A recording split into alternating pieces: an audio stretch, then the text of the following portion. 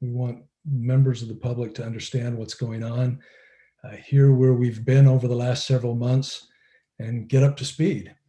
But I'd say more importantly than that, we want to have time to visit with you, to get your input, to kind of get a sense for some of the ideas you might have and get some response to some of the things that you might see today. So this is our agenda. I'm going to start by giving a little bit of an overview, some background on this site, on the Point of the Mountain State Land Authority, the planning process and timeline that we have, and introduce you to those who are conducting our planning efforts.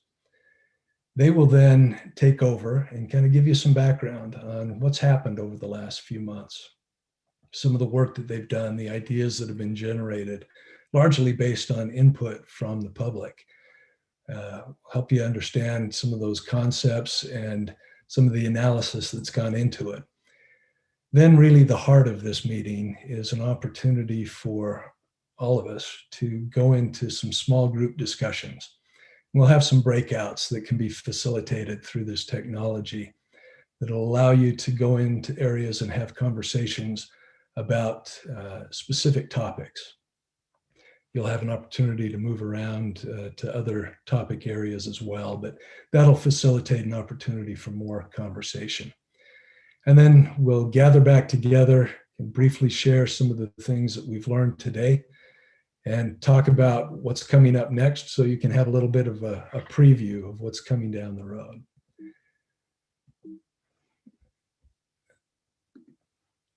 Let me see if I can get this to advance. It's not working. Here we go. Okay, we're going to start with a little video that I think gives some background and will answer a number of questions related to the point. So Colton, I'll have you start that and I'll probably have to stop sharing. Go ahead. Sounds good. Let me pull that up real quick. Okay.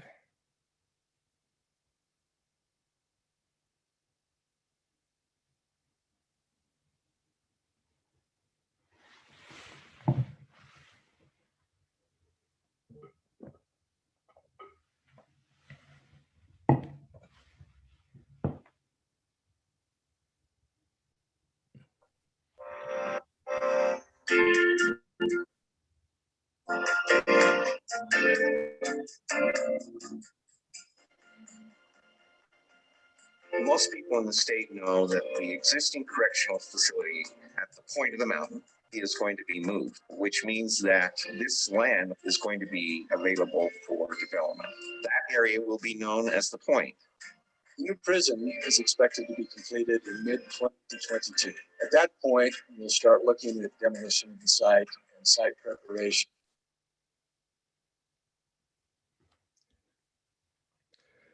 Colton, it looks like we're having some technical problems here, maybe a little buffering.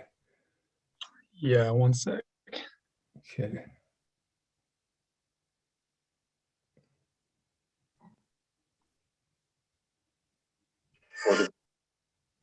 There's really not much like this anywhere in the world where you have 700 located in a densely populated area in the heart of Silicon Slopes. This is unlike anything we've seen in history. In Utah and their opportunity in the United States or the US. It's one of the most vibrant technology scenes in the country, maybe even the world. Too bad. We've got some local celebrities that we could see, but I don't know if you're like me. I can't hear it very well. Yeah, sorry about that. That's all right. Want to try again, or I can just go ahead and talk through the issues. Yeah, if you want to talk through the issues, I can see if I can get that pulled up a little bit later. Okay. So if you'll let me get the control of the screen again, I'll go back and provide some input.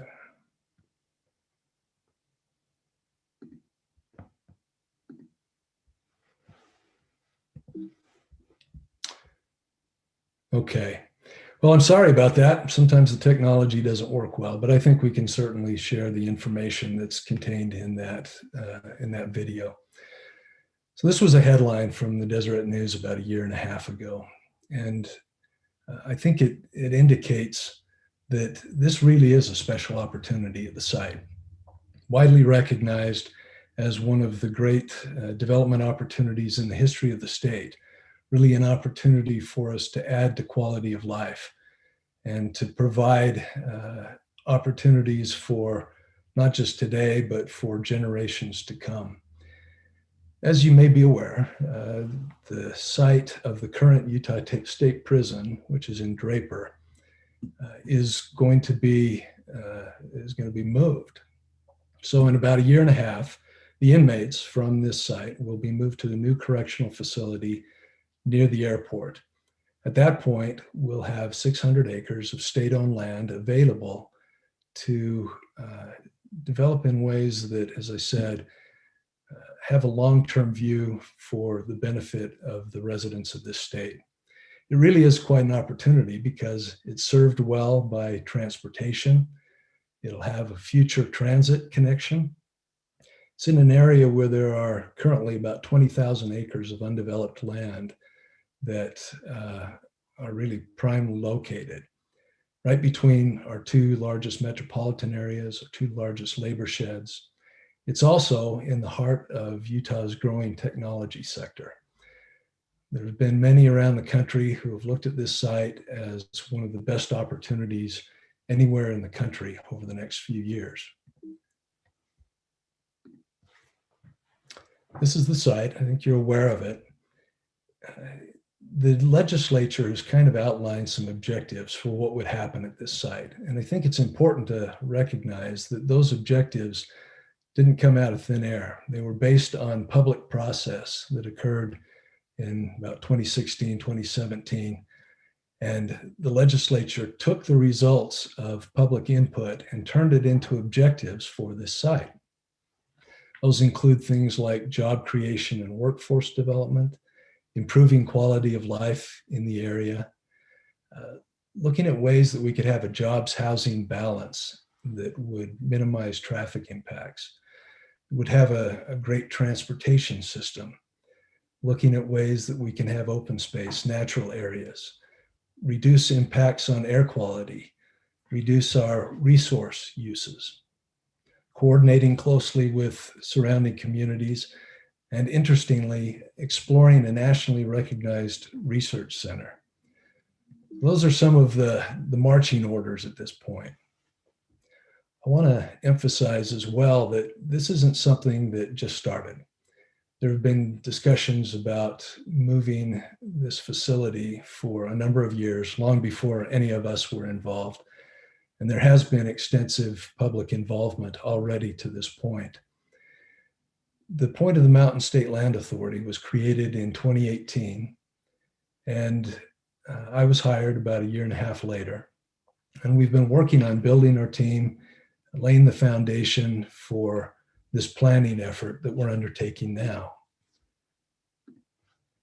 Let me talk a little bit about the people. I mean, because ultimately that's what this is about, and some who are involved in this process. The legislature established a board of 11 individuals to oversee this project. Our co-chairs are Lieutenant Governor Deidre Henderson and Representative Lowry Snow.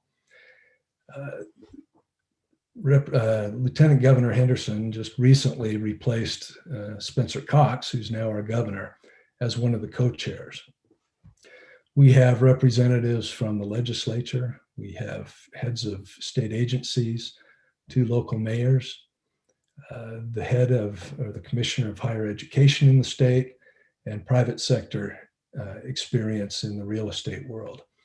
These are people who recognize the opportunity we have, but also recognize the deep responsibility we have to serve the public trust.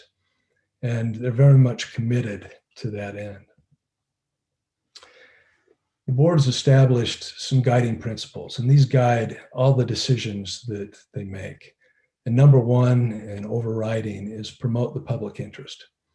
I've said it already, but I'll say it again. This is a site that's owned by all residents of Utah. We've got an obligation to make sure that they get a return on their investment. That's an economic return, but it's also a quality of life return.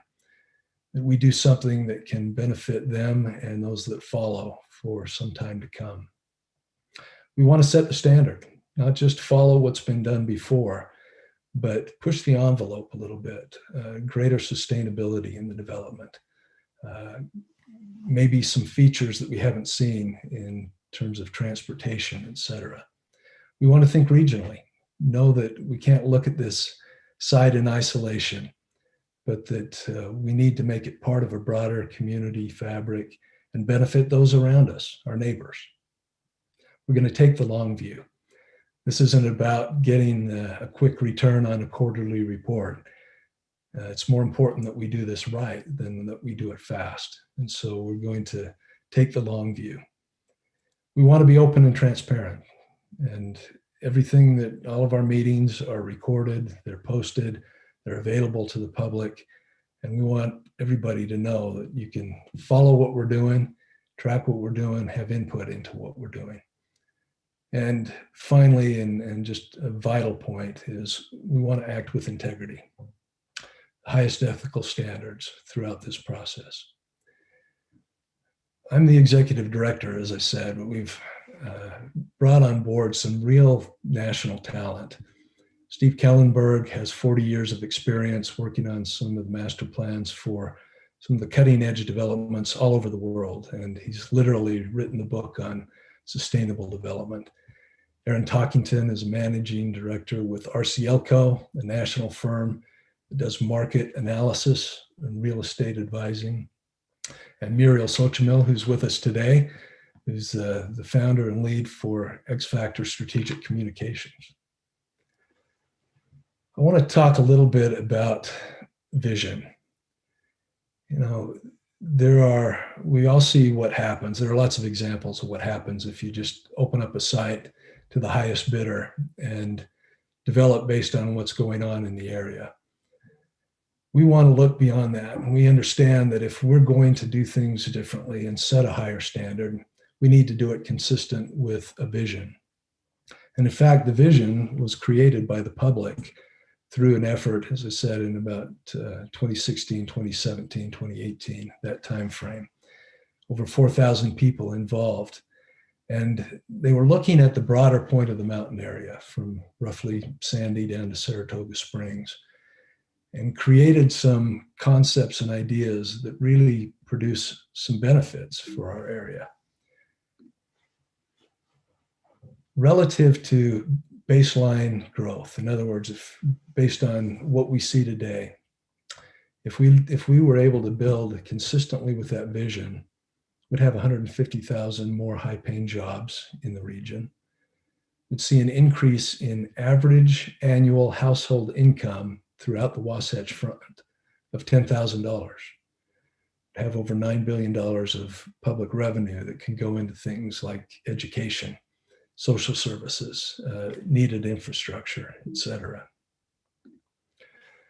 I also found that the vision that came out of that public process would reduce air emissions relative to baseline development, that would have more jobs and housing and things accessible in closer trips, that traffic would move better and would actually drive fewer miles based on that vision. I've talked a number of times about the public, and we just think that's important because this is a project that all of us have a stake in. And through that visioning effort, as I said, there were a number of presentations, a number of open houses and workshops, significant informed contributions to what would happen in this region. We've wanted to carry that forward. And so as part of our work, we've created 5 working groups composed of experts in our community in these 5 areas. These are people that care about Utah very much. They have expertise in various fields, and they're willing to share their time to help us think through ideas and concepts and make sure that we're not missing anything, that we really are pushing the envelope. We had a public launch in September of 2020. Number of elected officials there. It was well attended and in fact reported by all of the major media outlets in the state. We've also conducted a survey of about 3,000 people, and asked them for input on the kinds of things they would like to see at the point, their thoughts on priorities. We heard a number of things that have really guided what we're doing since then.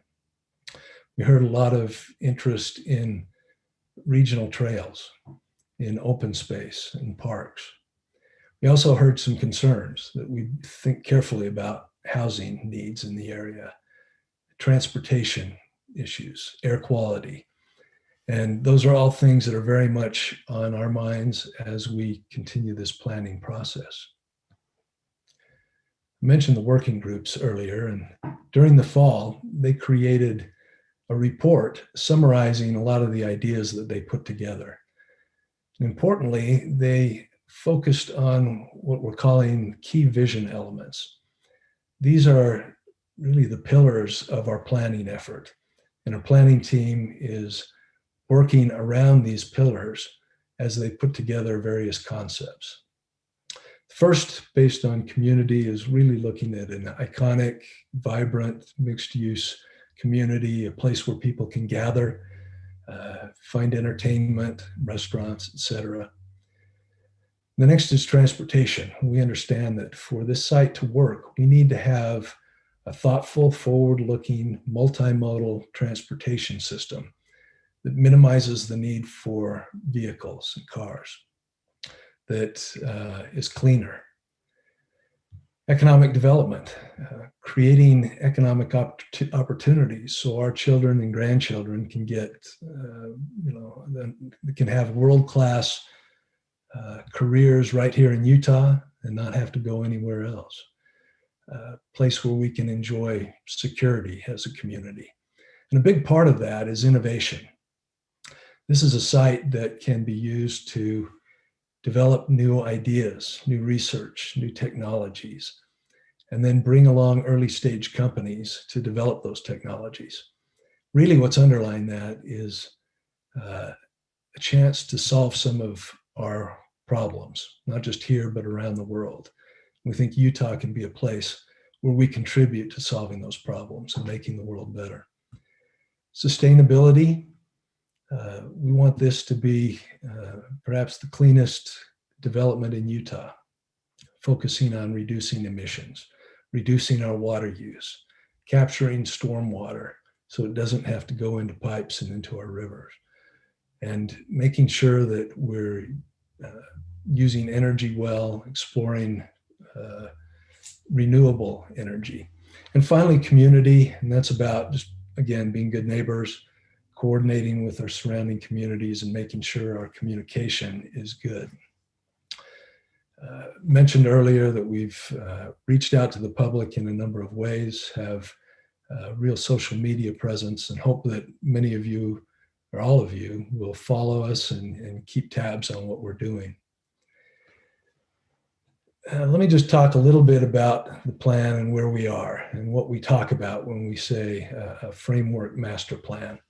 As I said before, we think that rather than just letting growth happen as it will, if we think ahead, if we use the best analytical tools, we can get better outcomes for our community, better transportation, better economic development, more proximity to open space and recreation, and ultimately create more value for the residents.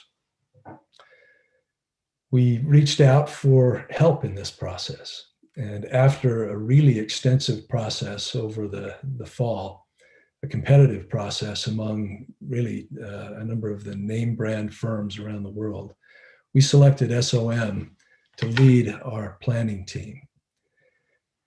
SOM has an international practice and expertise, but they have a multidisciplinary practice as well.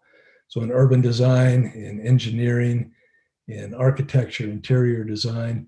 So they're able to bring in some of the best thinking in the world in these areas to come up with a comprehensive plan.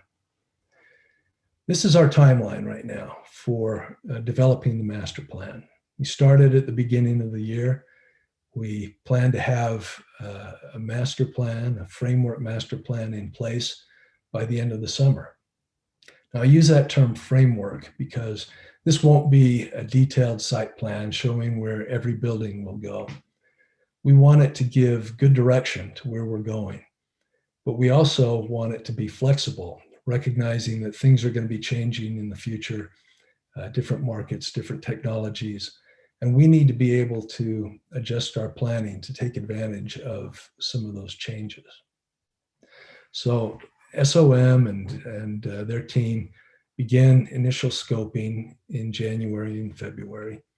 During that time, looked at existing plans in our region, evaluated all of the public input that had been gathered to that point, did a number of modeling studies, looking at different development patterns and demographic trends in our area, and looked at constraints and opportunities in our region.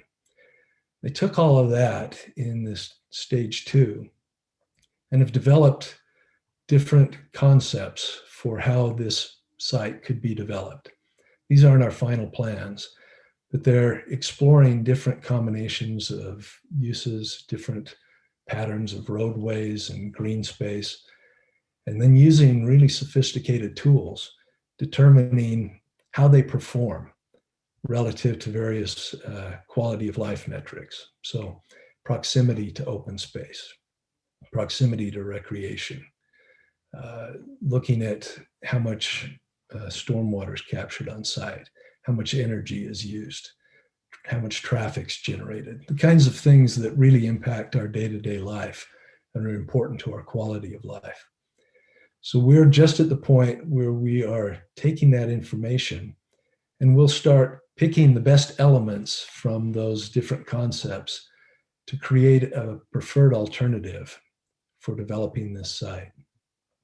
We'll then, again, reach out to the public, get input on that plan, and see if we can refine it to the point where it really is optimized and performs well.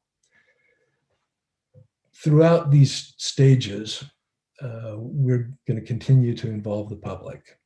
As you can see, we've got these milestone workshops, which are meetings of our working groups.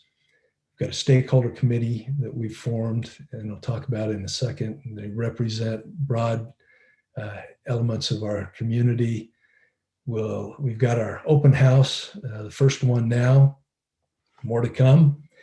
And so throughout this process, we'll be seeking your input and guidance.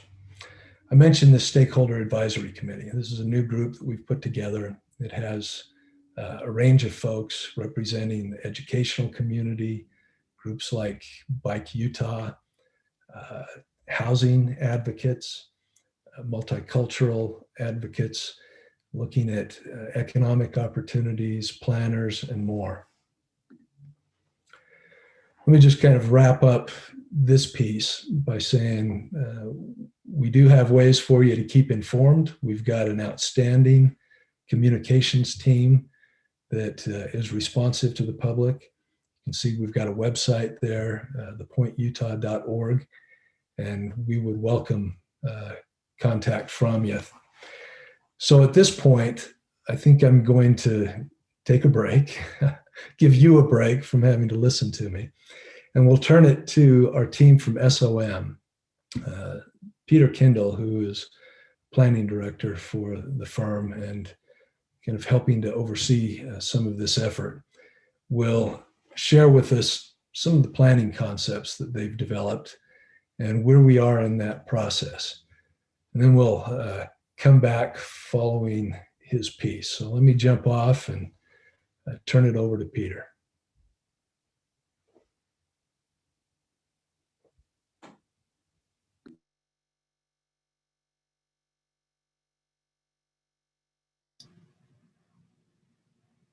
It looks like you're muted, Pete. Great, thanks. Can Can you hear me okay?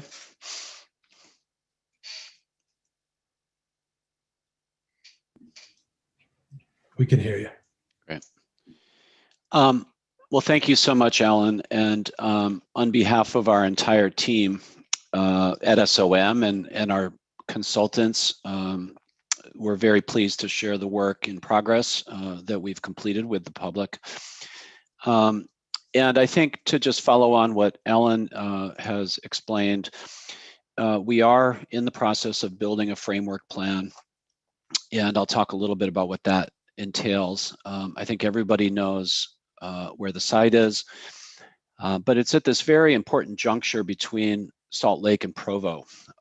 So the future of this area very much requires a heightened level of attention and planning. And I think also the scale of the site is very unique, as Alan mentioned. Also, as Alan mentioned, we're in the end of stage 2, which is the framework plan alternate stage. So this is a very important point in the planning process where we will benefit from public input, which is, of course, our purpose today. So we welcome all sorts of comments on the information. I'm going to present 2 sets of information. The first will be just some planning inputs. The second will be an overview of the 3 concepts that we're currently considering for the site. So as Alan mentioned, there has been a lot of visioning going on for the project. We are consolidating that work into a framework plan. And a framework plan really, as Alan mentioned, is a high-level master plan that delineates a few key things. One is land uses, the other is open space. The third is the activities that will occur here. And I think our concept really is to create a very active mixed use environment here that has an innovation focus with an emphasis on job creation. And just to give you a sense of the types of environments we want to consider for the site, and this is what we'd very much appreciate your feedback on today, are different types of open space, different types of mobility options, whether that's bike or pedestrian focused or more automobile focused, what types of development we want to see here that complements that basic idea of an innovation district. And that may include different types of community benefits and things like that. We also know that for an innovation or tech-oriented district, we need amenities on the site. Typically, these environments are highly amenitized. So to gather a little more data, we did look at about 12 different projects that we thought were similar in scale and intent. And we've derived 12 different catalytic ideas, meaning what do you do first? What's the secret ingredient that you need to have these districts succeed? So in terms of innovation districts, we know that there usually is an institutional anchor that's associated with the project. We know that there's a unique physical environment, that it's different from everything that's around it. There's highly amenitized buildings and spaces. We also know that there needs to be an adaptable urban plan, meaning that it can evolve over time. We need flexible building types to adapt to different technology changes. And then usually there is some sort of public-private partnership in terms of the development strategy. We also know, just in terms of the overall project, that typically there's an early signature element that is completed. There's a balanced mix of land uses. And one of the questions we'd like your feedback on today is, what is the right balance? There's a commitment to public space, meaning parks, open spaces, and things like that. There's also what we call threshold density, meaning how much development do you want here that will create that sense of energy and uniqueness, a connection to transit, and then walkability and access to amenities. So these are really the things we learned from our study of different projects. We also completed a high-level market study. This is our second set of inputs. And to do that, we looked at different geographic information systems, or GIS data sets. And that really told us quite a bit about what's happening in the immediate area, as well as the more extended area, which you can see here in green, the 30-minute driving distance. So we know that in the Wasatch Front, in this particular area, that the population is primarily oriented more to families. We know that there's a significant employment cluster in the area, but that could be enhanced. We also found out that the housing choices are somewhat limited to mostly single-family homes. And for a tech district or an innovation district, we know we want to change or support the single-family homes with additional home types. There also is, in this particular area, a dearth of retail opportunities, places to just go for dinner or other activities. We want to make sure that there's the appropriate cultural amenities, and then also there's walkability and a complement to the road networks. In terms of open space, we know that parks and open space and trail connections are very important to Utahns. So that's been a key idea behind the plan. So that was input number 2, which informed our plan. The third input is the key vision elements, or KVEs. And Alan touched on these earlier, but there were 6 key vision elements that were created by the working groups. The first one is community. In the way that we're translating these into physical plans is that first we created a series of principles. And so principles are simply high-level statements about what we want to achieve. And then initiatives, which you see here on the right. So initiatives are really specific actions that we'll take here. And this is also what we'd like your input on today in the breakout groups, is what specifically would you like to see here, or conversely, what would you not like to see here? The second KVE is transit. This really has to do with of course, how people move around, what type of commitments we want to make in terms of car access, bike access, pedestrian access. So would love to hear some thoughts on that today. Economic growth, we'll have a breakout room on the economics of the project if that's of interest. What are our priorities around job creation? Is it more important to build tax base here? So we'd love to hear what you would like to see around this. Just for explanation, the text on the right in yellow is our ideas that we've already obtained from different stakeholders. So open to further discussion around these points. The innovation KVE is really about creating opportunities for new talent, helping the next generation of entrepreneurs get started, augmenting the relationship to universities and other R&D facilities. So that's what this KVE is about. Sustainability is also an important one, as Alan mentioned. We hope and plan on making this project really a statewide model for development, not only in terms of its physical characteristics, but in terms of its sustainable performance. So we'd love to hear comments on this today. Collaboration really is an idea of bringing people together in the site, not only in terms of the types of individuals that might live here or work here, but also the types of companies that may come. And we welcome companies of different scales, of different business focuses that we feel would really complement the idea of an innovation and technology district.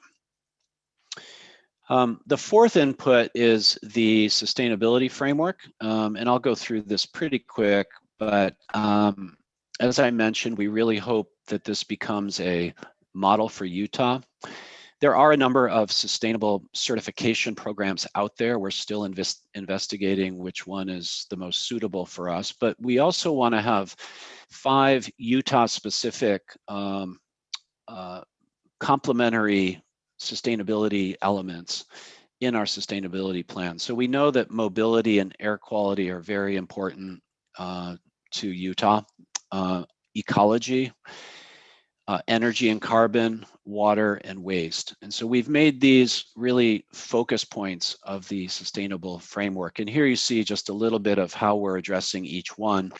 So this is mobility, and we've started to target different emission and electric vehicle targets. And then of course, transit and bike and walk. In terms of ecology, one of the things we can talk about today is how much open space is appropriate, what type of open space that would be desired, and then how that begins to translate into habitat and other biodiversity metrics. Energy and carbon, also we have metrics around energy and carbon, which you can see here, different types of strategies, renewable energy and efficiency and how we use elements like that. And then water and waste are our 2 final ones. So we know water is an important issue in Utah. So our main focus here is on conservation, reuse, and preserving and collecting all of the water that falls on the site. And then finally, waste management and recycling is a key goal, our 5th key sustainability goal for the project. So those are the 4 inputs. And of course, your feedback today would also form a very important part of our input process.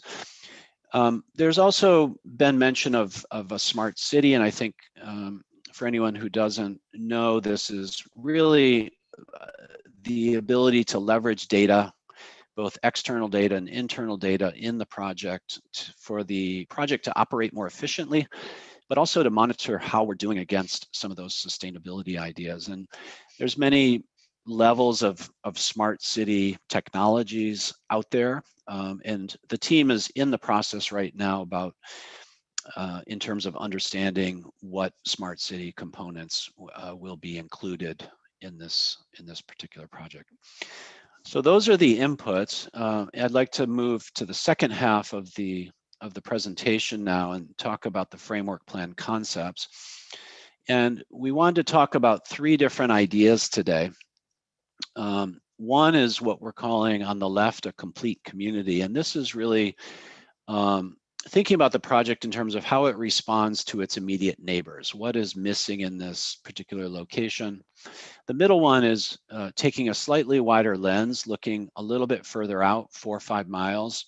How does it relate to the different communities nearby? And then the third is looking most broadly at how the regional economy is best served by the development. So option 1 or concept 1 is what we call the complete community.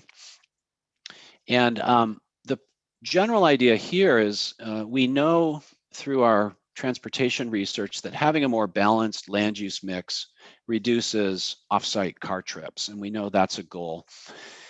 So complete community really is about identifying the appropriate balance between residential development and commercial development. And here you see a few other ideas. So think of this one in terms of balance between those 2 land uses, that you can live here and work here potentially. The drawing here illustrates a preliminary idea about how this concept might evolve.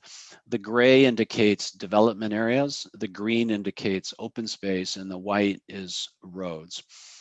And I know this is abstract, but this is an indicator of how development may play out on the site. In terms of this concept, we have an idea about a mixed-use core. So this would be perhaps something that looks like this. So it's a place for the community to come together on the site. We also want to have a variety of shops and restaurants in that mixed-use core. So this really is sort of the heart of the project. Here you see what we're called the cores and centers. Now, when we talk about an innovation district, a significant part of the land use would be off what we consider to be generally office, and we'll talk a little bit more about that later. But within these office districts and residential districts, we do want to have mixed-use cores, and these serve the user's daily needs. So it might be a corner store, it might be other services, daycares, things like that. They also may be places for the community to come together. Maybe there's performances here or evening events, depending on what the nature of the center is. It also may include things like libraries or collaborative spaces for tech workers and other residents or workers in the area. This concept, this drawing here shows the open spaces that would be included in this concept. And you can see that there's really two types. There's the darker green, which are more what we call passive, meaning they're not as heavily programmed. And then there's the lighter green colors, which are slightly more programmed, meaning they have uses assigned to them, like dog parks or performance areas or things like that. So this one really lends itself to more recreationally oriented activities. You can see these open spaces are more linear in nature. So that speaks to trail systems, jogging paths, things like that. This is what one of those spaces may look like. And you can see there's, it's a more natural looking open space idea with trails on the right. Maybe there's some stormwater management that occurs. So very nice, naturalized open space idea, what we call the Emerald Necklace. Also on the plans, you will see this pink line. Now, I think some of you may know that UTA is planning a bus rapid transit line through the site, which is also referred to as BRT. That is shown by the pink or dark red line here. There would be 2 stations on the site, which are shown in the circles, the white dots. And then we're also proposing a supplementary system that's shown in yellow, which would be a neighborhood electrical vehicle. And this idea is to connect all of these places together so you can get on this vehicle and go to your job. And that would run on a separate track or a separate road through the project. This diagram illustrates the potential development on the site. So you get a sense of how much development there may be in this particular concept. And just for reference, the tall building in the very center of the project might be 8 or 10 stories in height. That's really about as high as we're going to go probably on the project. On average, the buildings would be 2 and 3 stories in height. But occasionally in some of these core areas, they might go up a little bit higher to 5 or 6 stories. So generally the project will be a low-rise district. Concept number 2, what we call the regional hub. Now this, as I mentioned, is looking a little further out. So now we're looking at a 4 or 5 mile catchment area. So now we're starting to impact or be impacted by the surrounding uses, specifically the towns of Draper and Bluffdale and others. So think of this concept really as complementing the existing cities that are nearby. So what we've done here is added a little more open space and added more retail. what we call the framework plan is shown here. Again, the gray is development area, the white are roads, and the green is open space.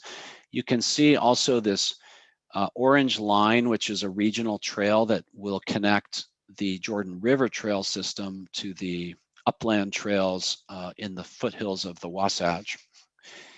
But you can also see this larger green area to the upper left, which would be a community park. And that park is about 40 to 50 acres in size, so pretty substantial.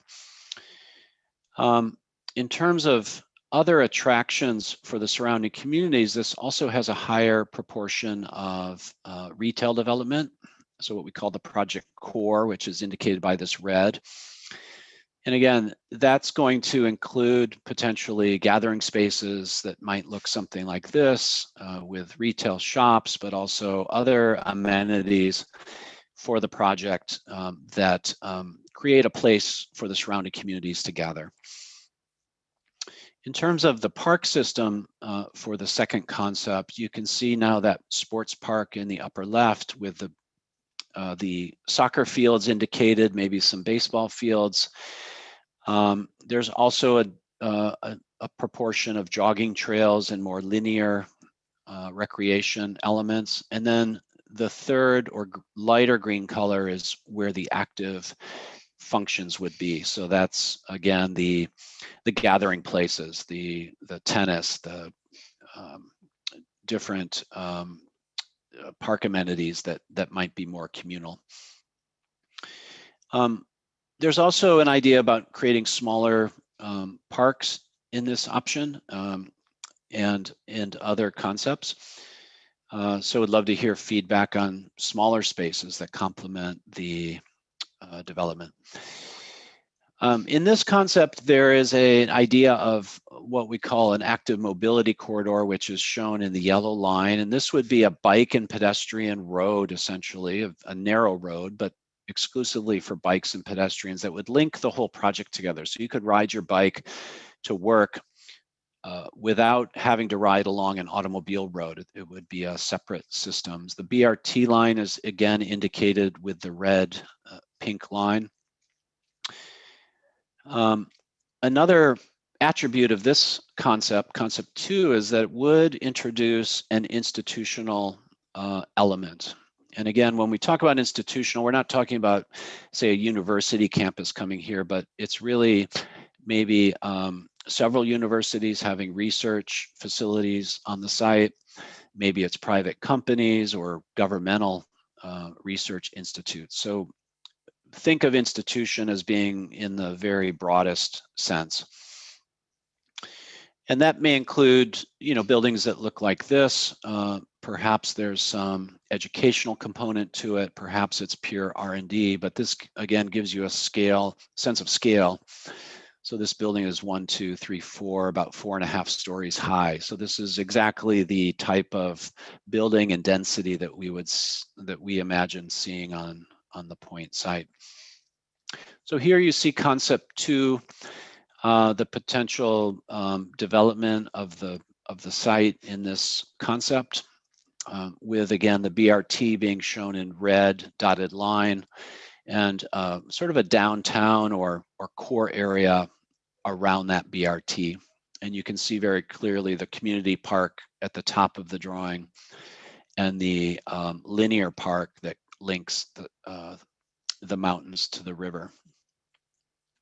The last concept I wanted to share is what we call the economic catalyst. And if you recall, this is the one that starts to have the most ambitious regional impact. It's the one that has the most development area in the plan. And because of that, it would have the most job creation. But here you see that the site again is located halfway between Salt Lake and Provo.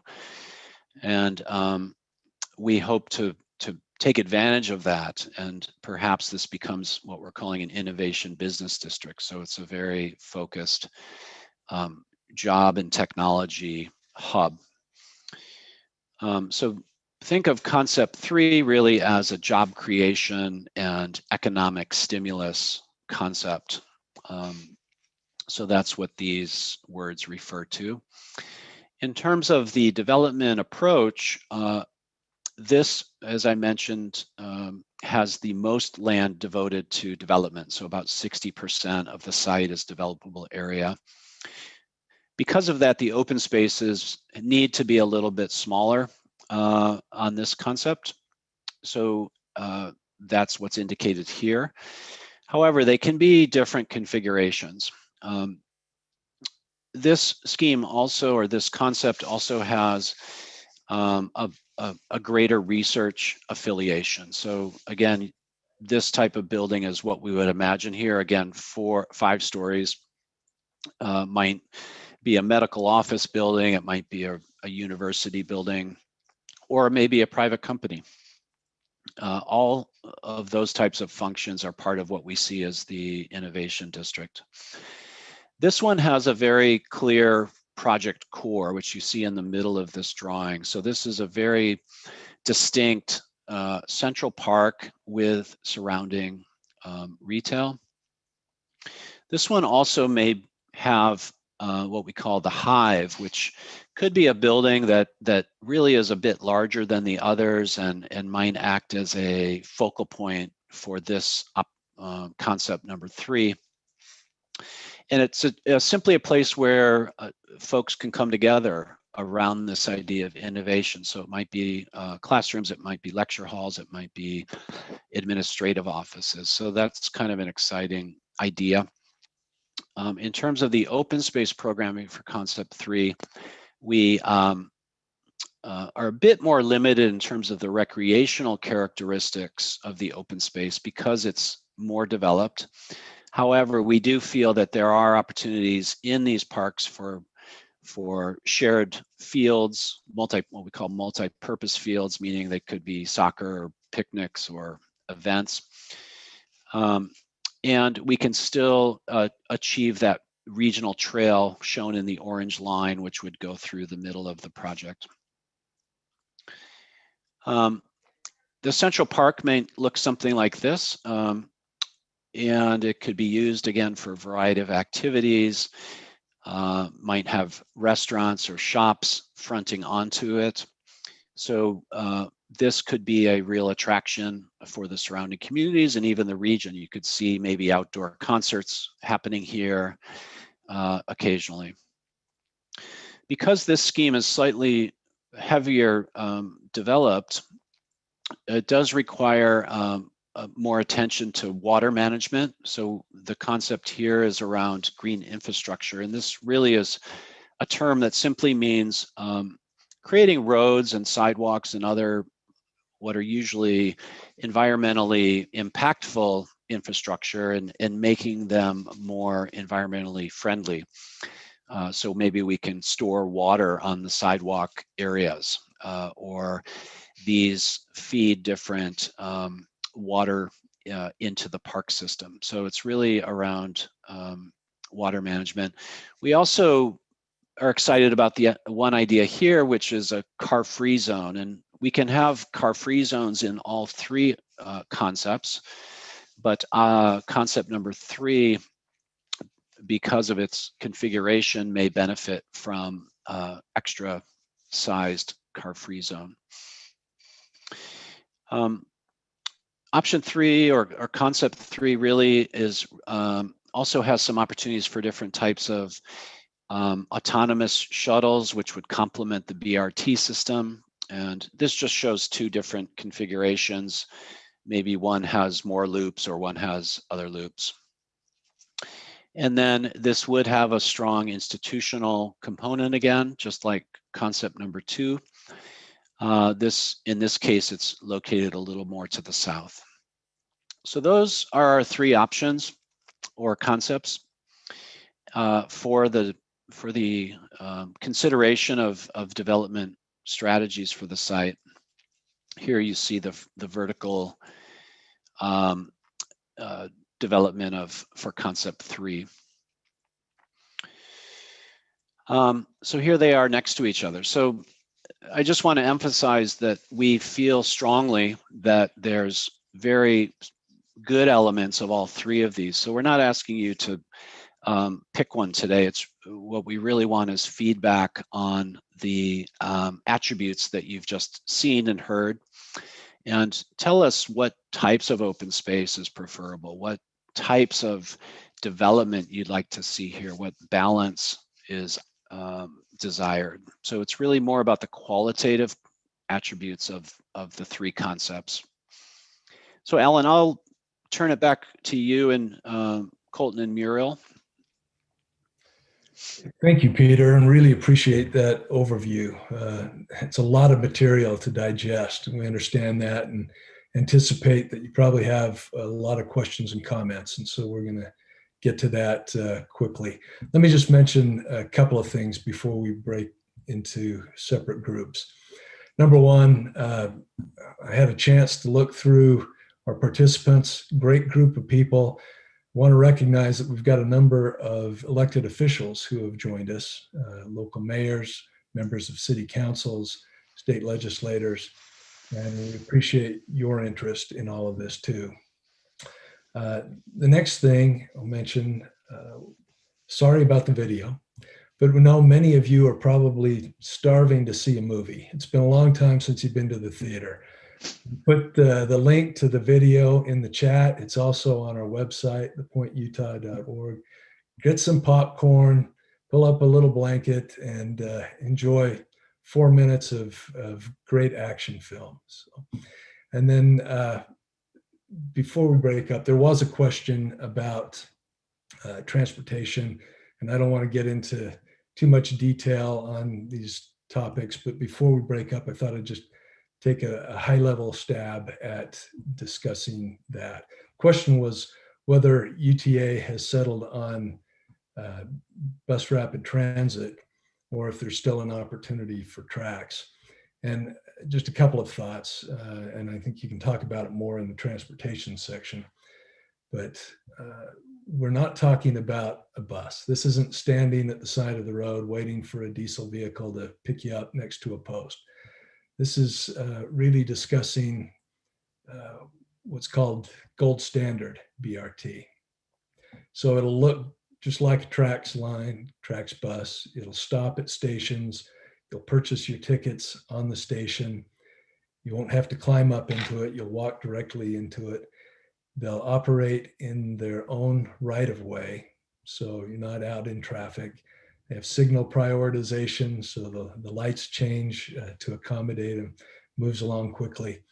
And the real advantage of this gold standard BRT is that it has, based on the studies that were done, same ridership, same economic development potential as TRAX, but can be built at half the cost and much more quickly. There are also some engineering advantages. There's a real gradient change from the point to the east side of the freeway and down into Lehigh. If we were using a TRAX line, you'd have to start ramping up much further into the site and creating some separations in there. With the bus, you're able to accommodate that more. So the decision hasn't been made. It's still out for consideration among local city councils. UTA's board hasn't made a decision, but probably helpful to understand what is being discussed, and then we can do further analysis. So with that, I think we're going to turn to what we consider the most important part of this meeting, and that is a chance to have more small group discussions with you, get your input and questions. So Muriel, I'm going to turn it to you to kind of walk through the logistics of where we go from here. Hey, that sounds great. Well, thank you everyone for attending our open house today. As Alan mentioned, at the start of the meeting, ideally we would love to do this in person with you. We know that this is a topic of interest for many of you, and we appreciate you taking the time. So we're really going to try and make this as collaborative and interactive as possible, give you as much access to our subject matter experts as possible. How we're structuring this is we will have 5 breakout rooms here in Zoom. One will be dedicated to media. So we do have some reporters I see attending today. Feel free to go into that room and I will be your resource and can connect you to subject matter experts if you have any questions. The other four are community, economic development, environment, parks and open space, and transportation. So those 4 rooms will be available to any one of you. You can go into that room, or we can help assign you to that room if you're having any technical difficulties. In each room, we will have subject matter experts from our teams dedicated to answering your questions. You'll see that the meeting proceedings in those breakout rooms are being recorded. That's just for our own internal purposes so that we can go back, watch those recordings, and make sure that we're getting your input and then meaningfully incorporating that into our planning process. Now, this main room will remain open. Alan Matheson, as the executive director for The Point, as well as Peter Kendall, our planning director with SOM, will be a resource here in the main room for any of you that have more general questions. Keep in mind, our main room is being live streamed and recorded for the public to see. Now, you can jump around to any room at any time. And like I said, if you have questions, feel free to do a private chat with me or with, you'll see listed in the attendee list, The Point Utah. The Point Utah is a member of my staff that can also direct you to a certain breakout room if you want to move in or not sure how to do that. So we will have 45 minutes dedicated to just interactive discussion. We'll give you a notification 5 minutes prior to that end, and then bring all of us back so that Alan can talk about next steps and what you can expect with public engagement over the next 3 to 4 months. And then just as a technical matter, if you look along the banner at the bottom of your screen toward the right, there's something that says breakout rooms. And identify the rooms that you can select. So we encourage you to pick one and engage in those conversations. You should see it popping up on your screen now, and feel free to select one that you're interested in attending.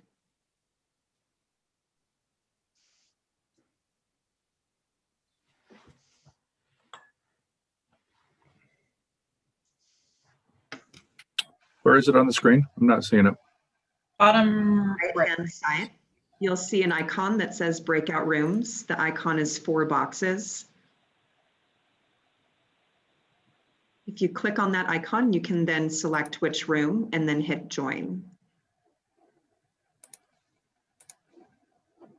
Like I said, feel free to stay here. Thanks. Yeah, I just had to close the chat to see it. Okay, perfect. We are also enabling audio, but if it starts to get a bit difficult to hear folks, we will turn off your audio, but that should be enabled as well as your video if you'd like to be seen.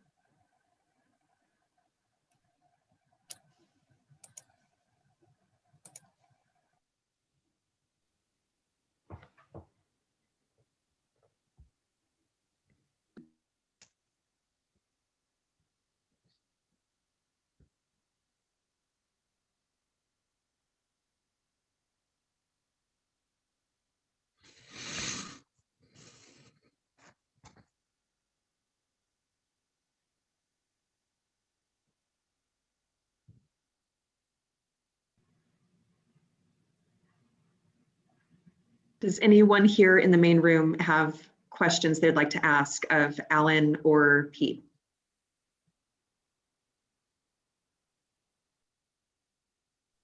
And Muriel, I think I'll just, each of the breakout room leaders will be annotating the conversation, and I'll do that for the main room. So if you hear me typing in the background, that's what I'm doing.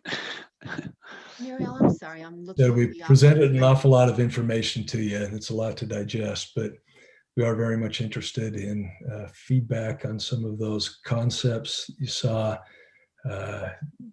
in whatever detail that you're interested in, and of course, happy to answer questions. I think I heard someone speaking. Sorry about that. Go ahead and ask your question. Yes, I'm looking for the options for the breakout room. Okay, I'm so looking at the bottom and I see the participants chat, share screen, record. I do not see any options for breakout. So make sure that your screen is maximized. Sometimes if it's minimized, Zoom will limit the options that are visible to you. Got it. I've expanded Okay. and there are still no options. Okay, and I apologize. Who is speaking? It's Sandra Schmidt. Okay. Perfect. We can assign you to a room if you're interested. Which room would you like to attend? The local community place. Okay, we will put you there, and then feel free to chat with us if you'd like to move to another room after that. Thank you. This is Danielle Paragon. Could you do that for me as well? I'm not seeing any option. Okay, you would Ellen, like, this- there we go. Okay. Alan, this is Sally Frank. I'm calling from the Lehigh Free Press, or not calling, on the line. We spoke before about the plan, and it's been great. It's great to see the progress that's been made. I'm sorry about that audio, but what I'm wondering is, I asked a question in the chat. Let me turn down that. I apologize. Has there been any thinking about like a landmark destination for the area? I mean, what I see in the presentation looks a lot in some ways like just another community with some research or some educational facilities, or maybe some retail destinations that would be interesting, and even cultural venues. Is there a thought of making it like a really cool site that wouldn't be found anyplace else? Yeah, that's a great question, Sally, and thank you for asking that. The answer is yes. We want this to be an iconic site, a place that will get national and even international attention, a place that people locally can really love. And so a lot of that is going to be part of our focus in the next stages of planning. So at this point, we're kind of identifying what the different urban forms are, the different mixes of uses, and what works best. But we realize that to reach its potential, there has to be, call it a wow factor, something that really makes this an iconic and unique place in our state. And so I'm going to throw that back at you. What should we have?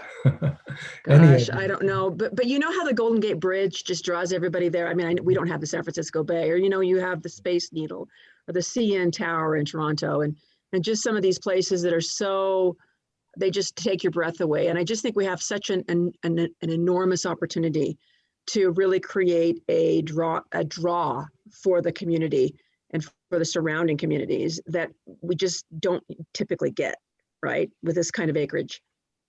Absolutely agree. And that's been something discussed by the board from the beginning. And it's something that we've been talking in our planning meetings about.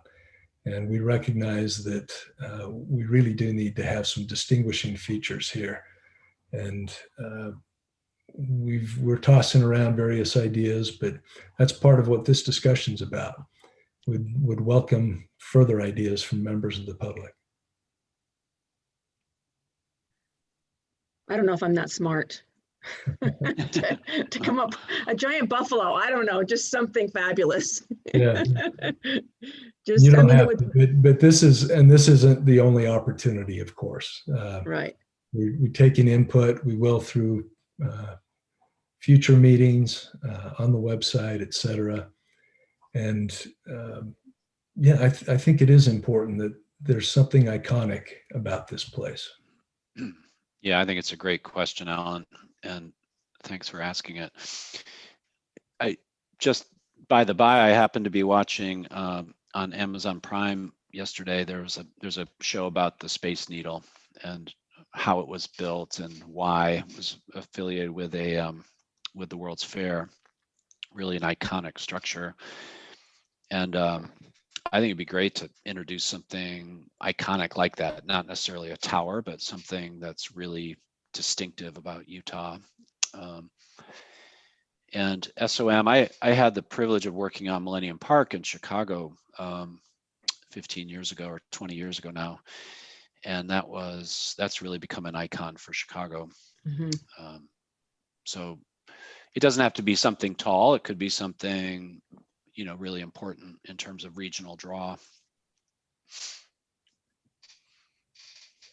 Yeah, we think there'll Maybe be the elements Utah that- Tower. Yeah, there you go. No, one of the things we can look at is how we get around future focused transportation options. Right. And other things that are inspiring us to look beyond today and toward the next generation.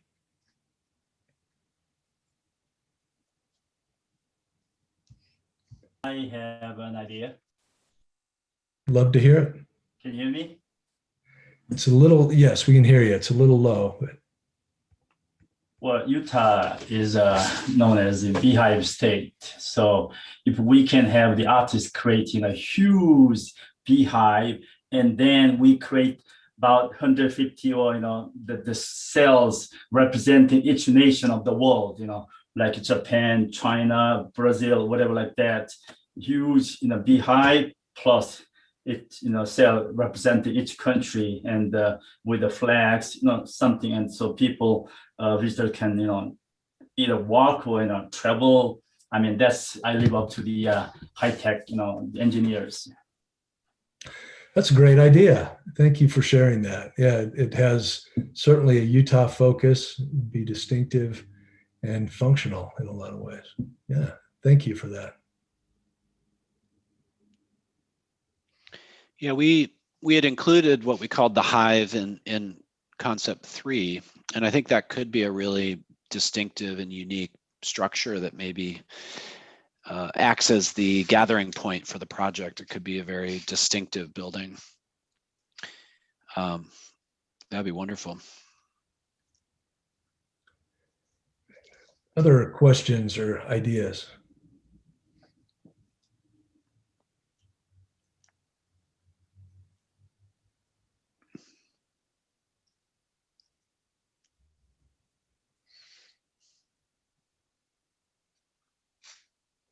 So Alan, this is Mayor Johnson. Can I just ask something? Of course. Thanks, Mayor. Good to hear from you. I wouldn't want to offend anybody or for this reason, because I know there was probably a lot of work that went into this, but I find it curious that the name The Point was used here. And I don't know what it's like on Troy's side of the county line, but on our side, about that is a term that gets used so much down here in Lehigh. There's so many organizations have used that term, The Point, for one thing or another or some form of it. So I was curious, is that going to be the name? Is that just the name of the process right now as we move forward, or as you move forward with the analysis and everything, or is that kind of fixed in stone? That's going to be the name of the development in the future. That's the name that was selected by the board last year to represent not just the process, but also the site. And there have been some proliferating since then. And so I think it's an interesting point, Mayor, and one thing that we need to look at. We thought it kind of captured the notion of the geography, but also the hope for looking ahead. And we could certainly use it in a number of ways for marketing, but it's associated with a region and a place that people throughout our state know. So that's kind of where it came from, and certainly something that we can talk about more, but it's become part of I think the community conversation over the last many months. So it might be a little difficult to change at this point. Thank you for sharing those thoughts. Okay, well, thank you. I know that sometimes a lot of work probably went into that. I just didn't know if that was the permanent name or not. So, yeah. Well, we wanted to call it kind of Mark Johnsonville, but we need to work on that. Well, that was my suggestion. So I was disappointed I didn't hear that in the top 5. So it's in the mix. There you go. Thanks.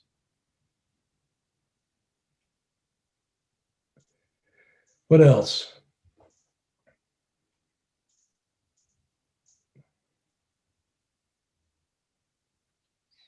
See a lot of familiar names from surrounding communities. people that have been involved in this process for some time.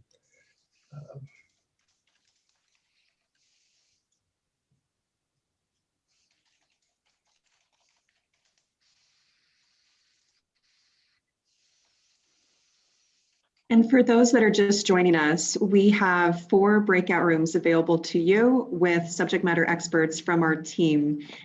So if you click on the icon in the lower right-hand corner of your screen for breakout rooms, you'll see those options available to you as well if you'd like a deeper dive in any of those topics related to transportation, economic development, community, environment, parks, trails, and open space.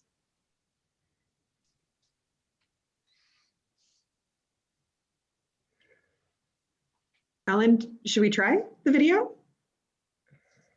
I mean, I don't know. Might have better broadband right now. Okay, let's take a stab.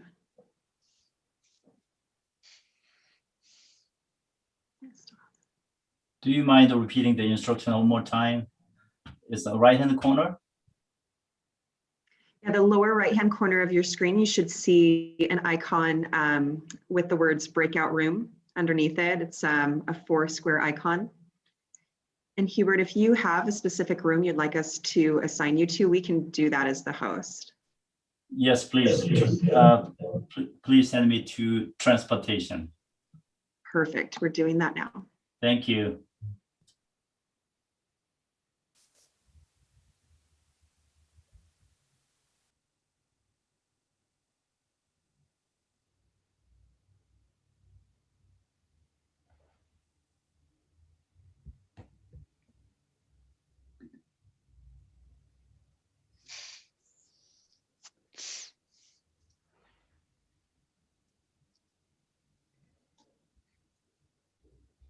And,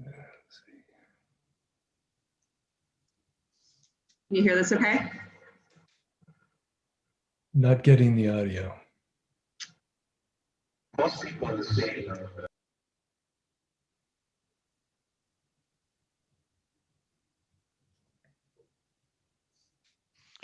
Yeah, those videos are tricky because they have to be buffered in a particular way. So I did see, while we're pulling that up, a couple more people joined us. We're at a point in our open house where we've broken up into breakout rooms for discussion of particular topics. So if any of you wanted to go in and get into some detail on communities, environment, open space, economic development, transportation, etc., you can go to one of the breakout rooms and engage in that conversation.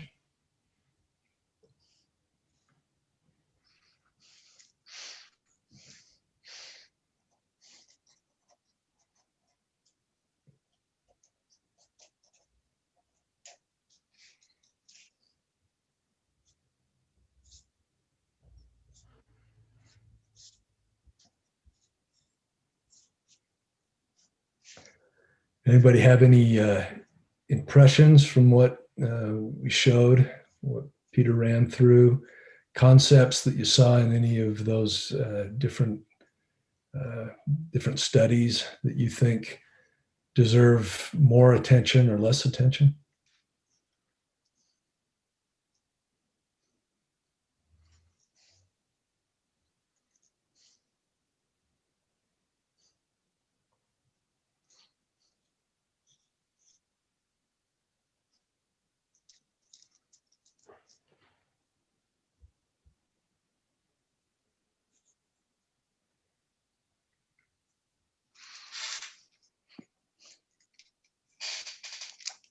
Does anybody brainstorm the big idea for the distinguishing feature at the site?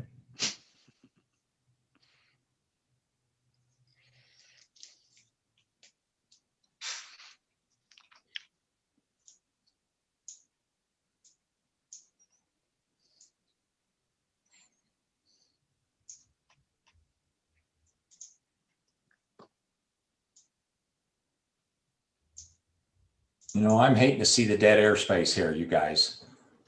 I did go to the one of the breakout sessions because I thought this group might be a little bit more entertaining. So We have a lot of content, Mayor, that we could provide, but we also wanted to give an opportunity for some questions. So yeah, I guess we're not as entertaining. I've got a Get question. the mute button ready with this guy. Okay, so still Troy's going to talk.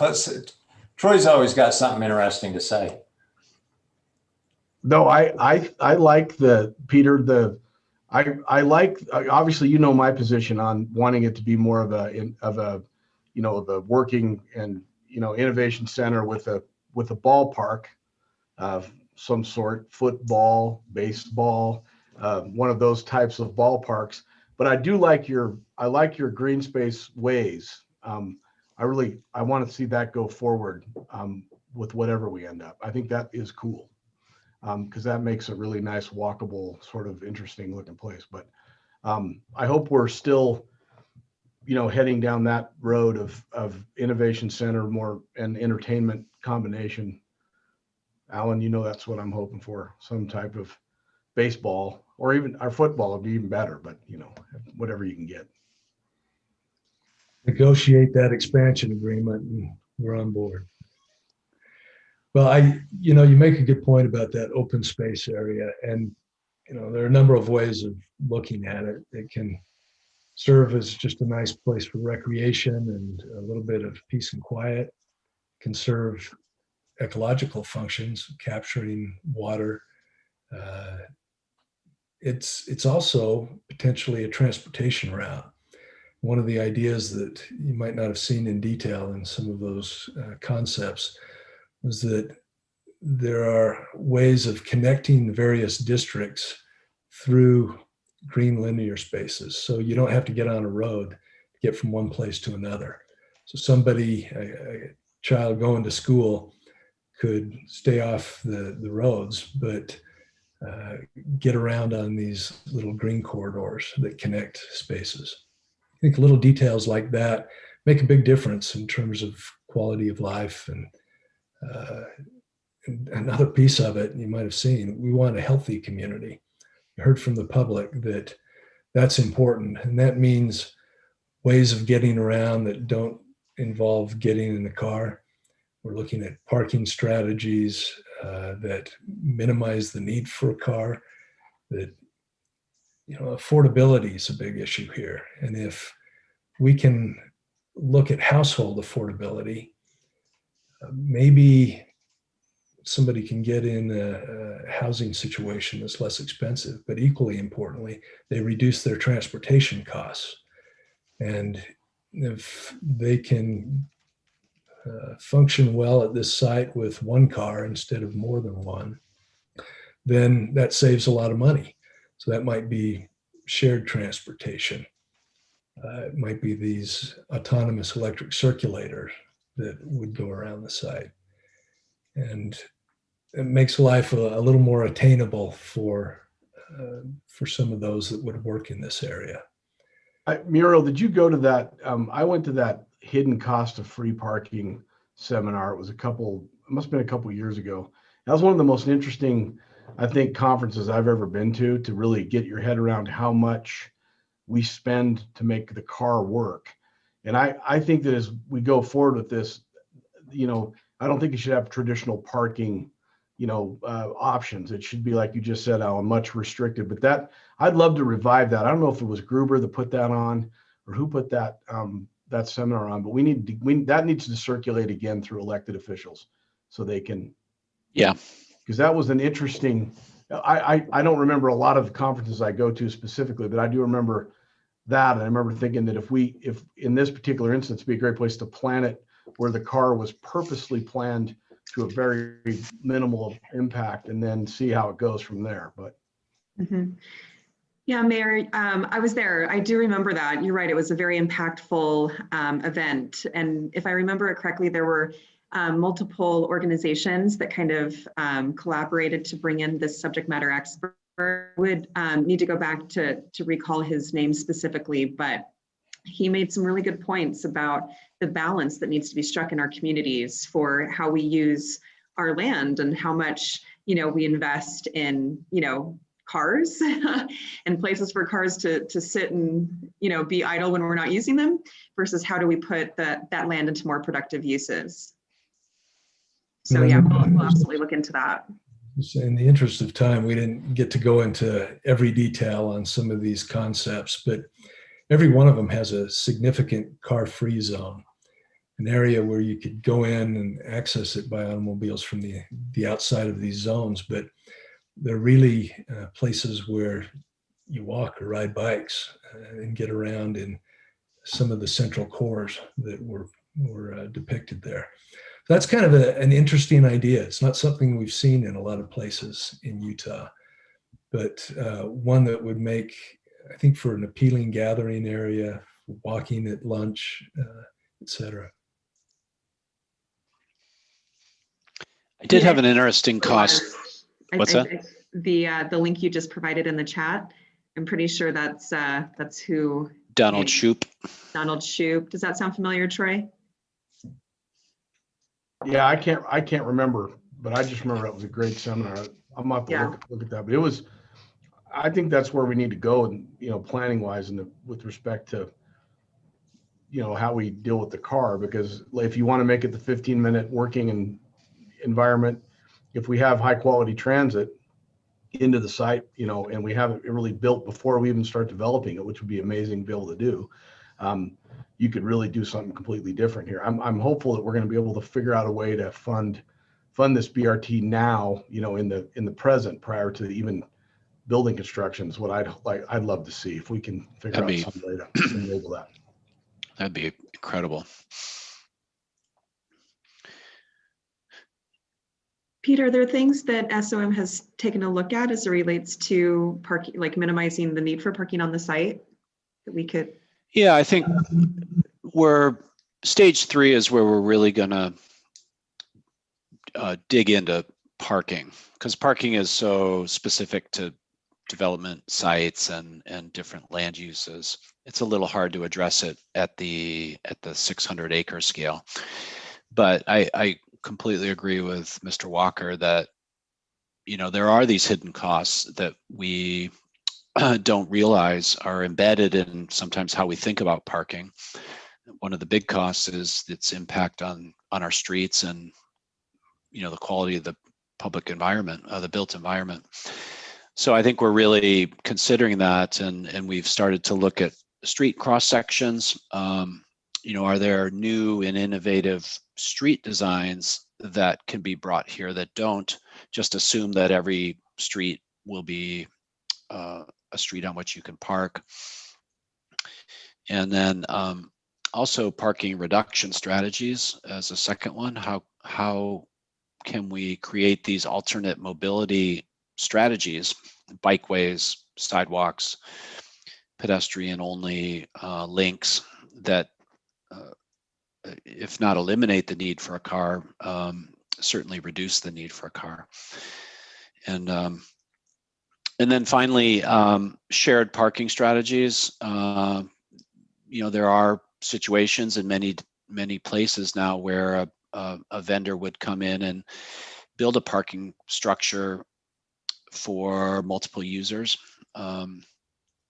because a lot of the parking demand is off cycle, meaning you might have higher demand for certain functions in the evening and lesser demand for other functions in the evening. So can they share parking?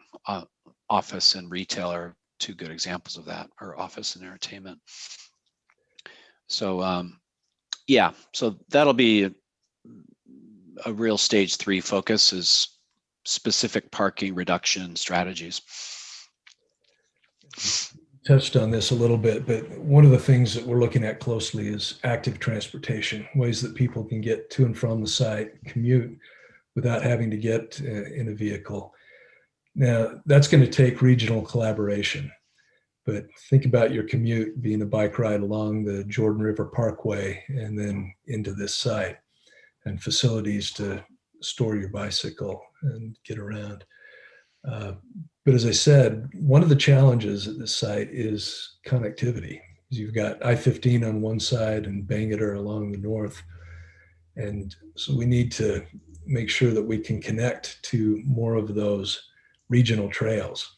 And that may mean some underpasses or overpasses through I-15 or the Bangerter, allowing us to connect north and south as well as east-west.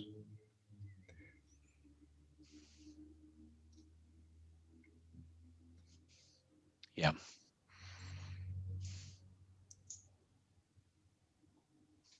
I think maybe another thing I'll mention is, we've heard from people that they like the idea of open space, but that's a broad term, and it means a number of different things from a planning context. I think it's certainly important for the quality of life of the people that live there. It's an important part of recruiting the kinds of employers and talent that would like to see at the site by making it an appealing place. But there are a number of different types of open space. We talked a little bit, Peter outlined, active space where you've got ball fields and the like. There's passive space where you can just go and sit in the grass, but it may include plazas as well with some hardscape. Might be agricultural lands, places with community farming that would serve people that live in the area. So we want to keep those different types of open space in mind as we think about the quality of life we're creating in this area. I welcome any thoughts anybody has on that topic too.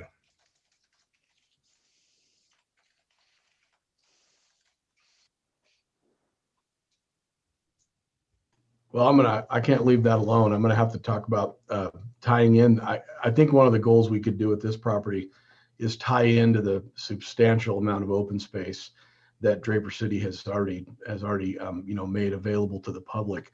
We have almost 5,000 acres of dedicated open space. Most of the usable open space is in a conservation easement held by Salt Lake County. It has 116 miles current built trail. We have 3 dog parks in Draper City already.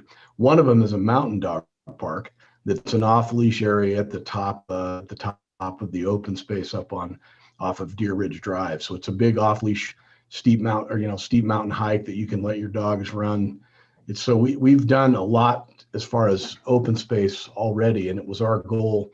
Part of the reason we were willing to spend so much money, about 21 million we've spent on open space in our city, was to enhance this prison site and have a way that we could connect to it and not have to feel like we needed to put so much open space on the prison site itself, and the ability to connect. And my good friend Mayor Johnson from Lehigh has also caught the vision, and they have integrated a significant chunk of open space up against ours on the backside of Steep Mountain and into Lehigh. And if you haven't been up there and seen the trail system that our 2 cities have put together, it's phenomenal. In addition, we've connected our paved trail, which goes from Draper Park essentially all the way into where Cabela's is. And they're working in Lehigh right now to cross the Alpine Highway, as I call it. I know it's probably a different name now, but that and tie into that Murdoch Canal Trail. So there's going to be a paved access. So we've done a lot between Lehigh and Draper to make open space a priority for our communities.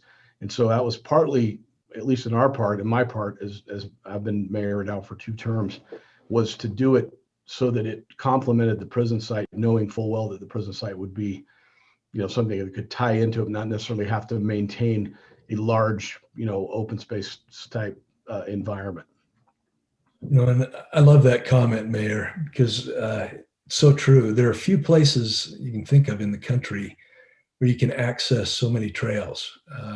And from this area and this part of Draper, certainly getting into one of the great mountain biking meccas in our state, widely recognized as so. You could also, from this area, ride down the Bonneville or the Jordan River Parkway Trail to the Murdoch Trail, up the Provo Canyon. You can go the other way up to Ogden, past the Great Salt Lake. I mean, there is literally access to hundreds and hundreds of miles of trail, paved and unpaved. And I just think anybody that likes cycling, mountain biking, or on road would find this to be a real mecca. You know, if I can just kind of add on to that, one thing I was thinking, and this may have been brought up, maybe I could have missed it, but, you know, we talk about the transportation issues up there, but it does seem like the biking is probably one of the modes that has the greatest possibility in and out of the area. You know, the Jordan River Trail, the trails that Mayor Walker was just discussing and everything, you know, I mean, they're there. And down along, when you get closer to the Jordan River and everything and all the work that's going to improve that area, I wonder if there wouldn't be an opportunity for a really good conservatory as part of this project as well. That would actually attract a lot of people to come, you know, the bikers and the walkers and that, and those who are extremely interested in the environment and preserving the environment. There might be an opportunity to have something like that, and maybe even to help educate and demonstrate how people can start thinking differently about landscaping and, you know, what their responsibilities are from an environmental side. Yeah, I love that idea. And you know, we've had in some of our working groups and stakeholder advisory committee meetings, they haven't talked about that idea in particular, but they've talked about using the site for education. And it's a similar idea where young people growing up in the area could see signs that describe I don't know, some of the workings of the biome in the area, water, etc. You have little places, as you said, a conservatory where people of all ages could go and understand the history of the area a little bit more, some of the ecology of the area. It's a nice idea. Yeah, I love that idea. You know, I think also relative to the prison site, you know, we've talked about what type of rehabilitative uses could go in. They currently run a small nursery, plant nursery there. So there could be. I'd love to see that sort of acknowledgement of this important environmental location. That'd be a great building in the sort of the mixed use core. And if you link it to the regional trail system, all the better. All of a sudden you've got sort of a little narrative going around environmental issues.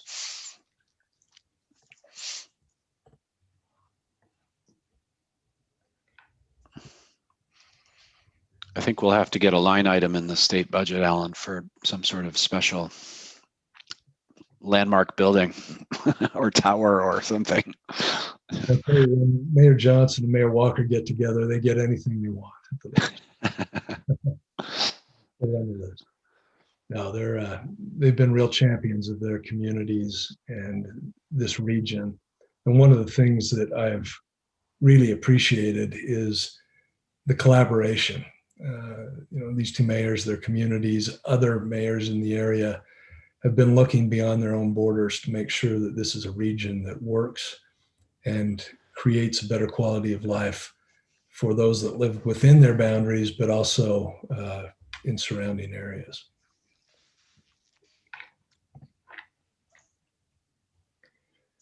So we have about 5 minutes left, and it looks like people are trickling in from the breakout rooms. Does anyone who's recently joined us have any questions for Alan or Pete?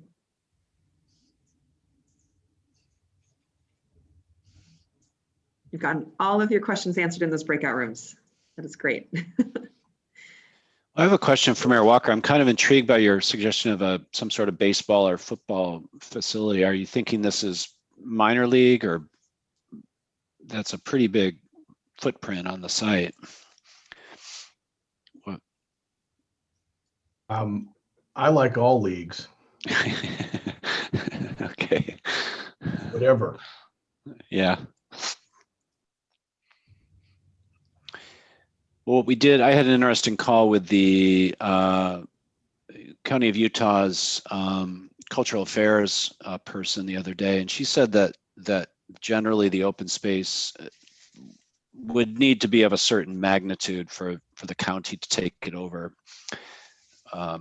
But she did say on concept number 2 with that park, sort of that community park, sports park, that's something they might be interested in taking over and really integrating it into the Jordan River open space system, thinking of it really as sort of part of that system.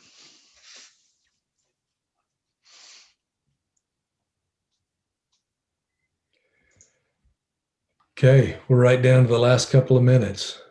So this is your chance at this meeting to ask more. We will have more opportunities for public involvement, and I'll talk about those in a minute. But anything else that came to mind?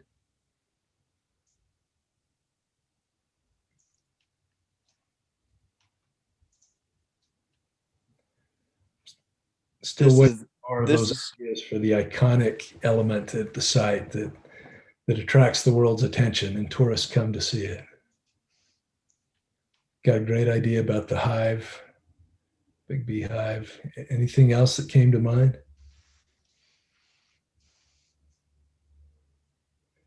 Okay, keep thinking about it because we'll expect some emails to give us those ideas.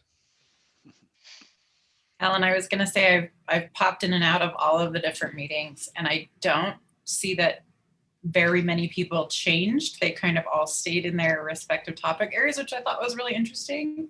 And they were having really in-depth conversations. So it was really cool to see people really diving in. So hopefully we'll get to hear a little bit about that when they come back. That's great. Yeah, we're going to give everybody an opportunity to kind of give a few points of discussion and share with the bigger group. That's always interesting. Thanks, Leah.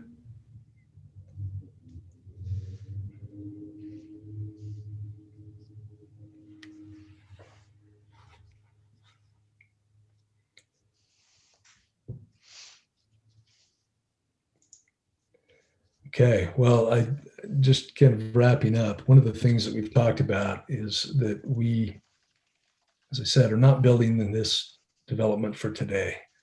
We're really thinking down the road and want it to be viable and meaningful and relevant for decades to come.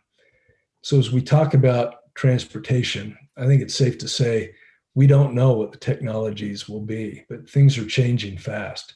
There's a real move away from single car ownership, more shared services. Our Department of Transportation is right now studying air taxis, Uber elevated and those kinds of things, purchasing air rights above the freeways. We need to be thinking about how technologies like that can be incorporated into this site too. So we, again, are bringing in some folks who have real experience thinking about the future of communities, how they become more livable, sustainable, relevant. And we're trying to learn from experiences. All right, it looks like we're gathering back again.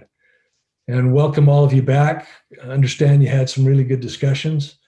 And I have no doubt that we've learned some things that are valuable. We don't have a lot of time, less than 15 minutes now. And before getting to next steps, I thought maybe we could go around and have those who facilitated the discussions just give a handful of points that came out of your conversations that you think would be of particular interest to this broader group. I will say that we've captured the ideas in each of these breakout meetings. We're going to compile them. Our planning team and our staff will be looking at all of those ideas because we value that input. So maybe, Aaron Talkington, could I turn to you first and just have you take a few minutes and maybe give us a brief synopsis of your conversation? Happy to, Alan.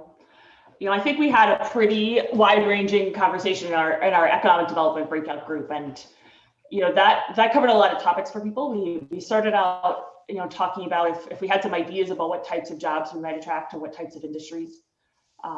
We also had a few developers visit us and share some of their thoughts on making sure that this plan is something that we can build, and wondering whether we've started to think about how this might get phased over time and how the infrastructure might work, which they shared some really good feedback with us about how some of their projects have worked elsewhere. And we also, I think, started to talk about the ideas of how some of these different parks and design characteristics might influence the economic development opportunities, and started to hear that some ideas about housing and parking and mixed use, and making sure that that's all synergistic with these goals for economic development and attracting jobs and maybe some density. Great. That sounds like an interesting discussion. Thanks, Aaron. Appreciate that. Saki, can we turn to you? You were kind of talking about the idea of local community, as I recall. Yes. So our conversation ranged from broad to very specific. Broadest being this kind of reinforcement of a pedestrian priority community, making sure that the bike and trails were not only recreational, but connected the key points of the project, and that they were able to provide people with a multiple modes of transportation, not just be tied to a car.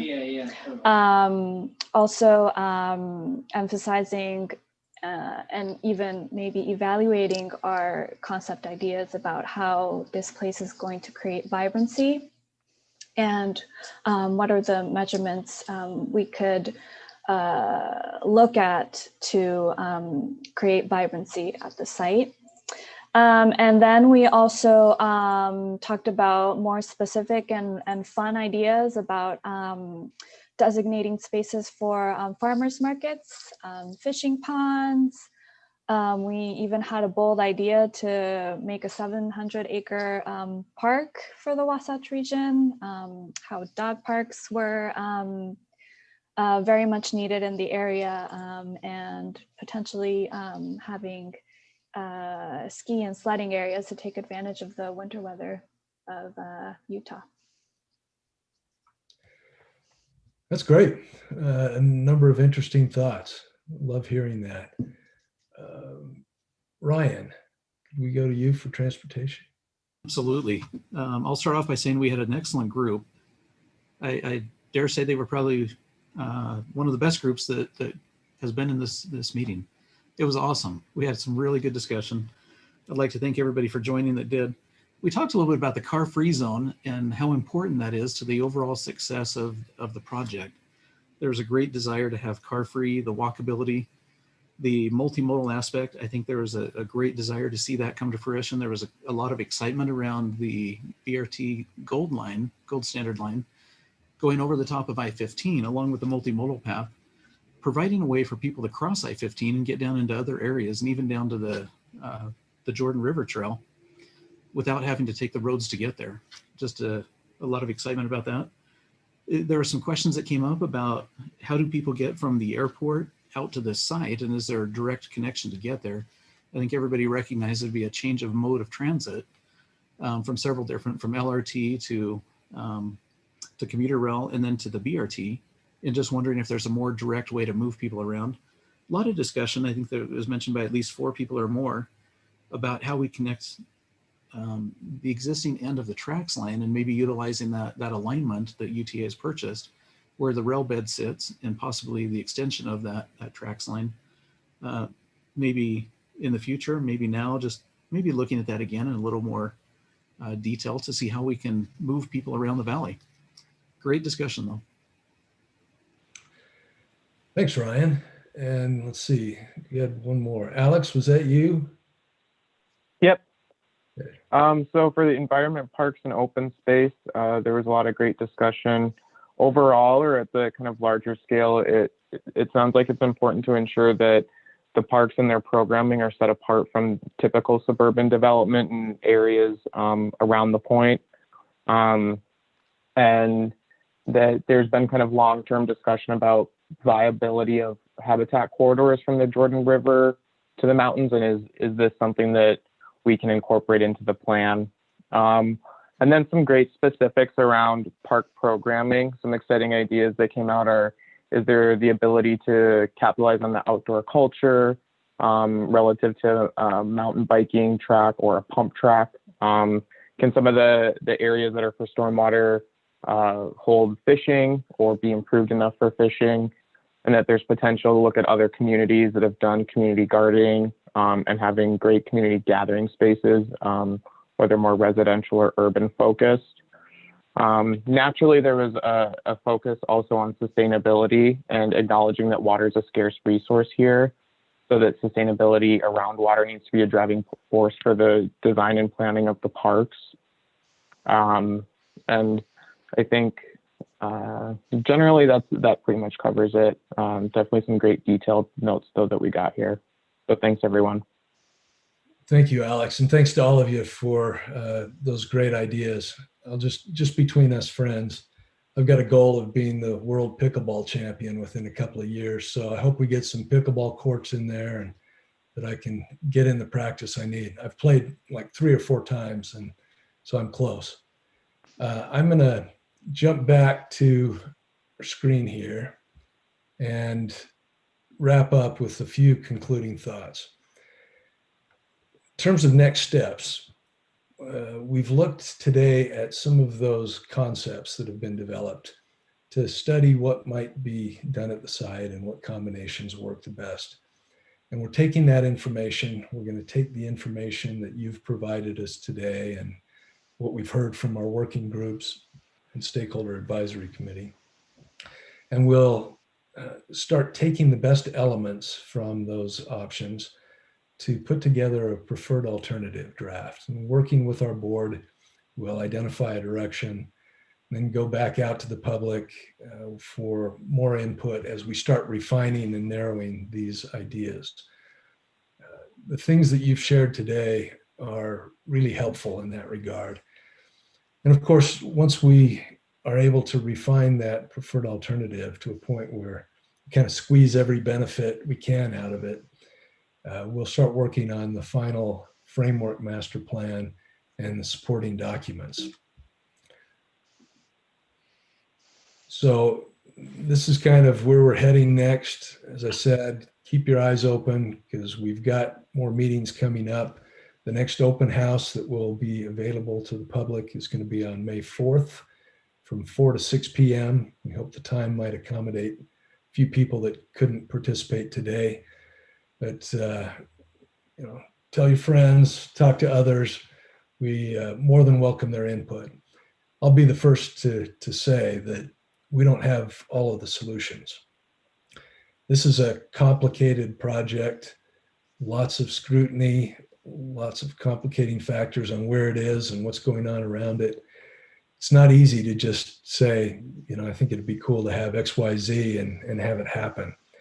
So it does take analysis and it takes a lot of good brains, and having members of the public who are concerned about their community, concerned about the future and those who will follow us participating really makes a difference. And it's so encouraging to me personally to see that there are those of you that will take the time and be willing to share your good thoughts.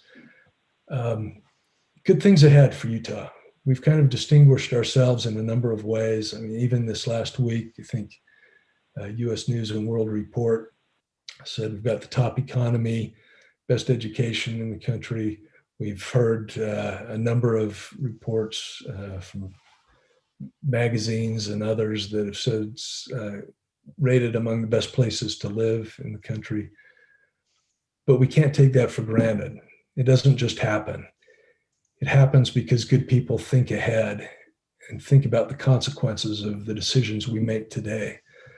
So that's what we're doing. And we appreciate your help in helping us think ahead and make sure that we continue to preserve the things we value here and advance the opportunities for us today and our children and grandchildren. So with that, I'll say thank you. let's stay in touch, and more to come.